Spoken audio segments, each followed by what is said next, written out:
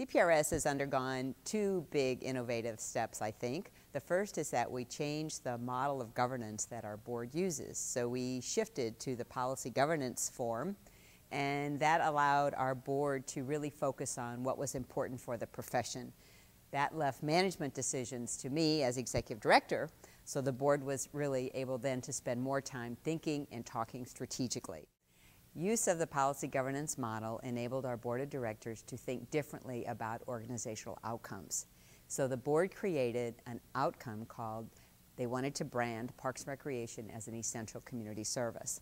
That led us to talking to the general public about what they valued about Parks and Recreation, and then we crafted a branding initiative, which we're calling Parks Makes Life Better.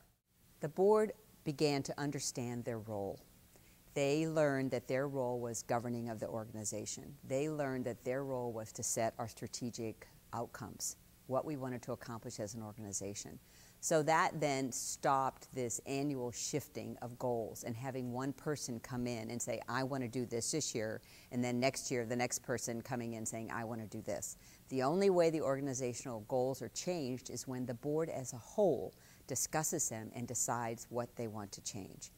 The board is also responsible for talking to members and linking with them in not the superficial, hey, how you doing, but what's going on in your world. And so we've started to have a lot more conversations. The board has started to have a lot more conversations with members trying to understand what's going on in their world. And then they bring that knowledge back to the board.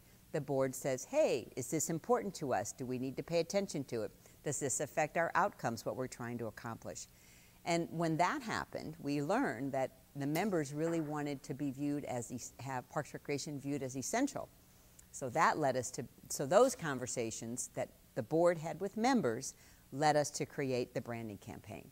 We would have never gotten there if the board had not been really understanding of what their role is.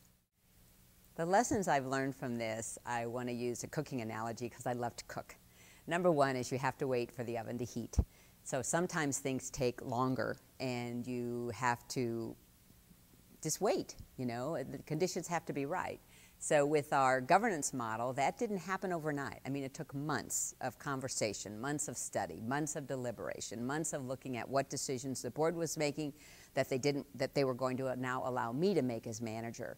Then when we did building the brand campaign as well, it took months and months to kind of set this thing up before we began to roll. I also learned, again, a cooking analogy is you have to use the whole line. Just like in a kitchen, they have the sous chef, and they have the prep chef, and they have the head chef. You have to use your whole line. So by that, I meant we engaged our members one-on-one. We talked to our district. We talked to our sections as units. We also talked to stakeholders, and we involved the board of directors. And we involved the media and the general public as well, because we had to ask them what did they value about Parks and Recreation. So use your whole line and let that oven get good and hot before you start.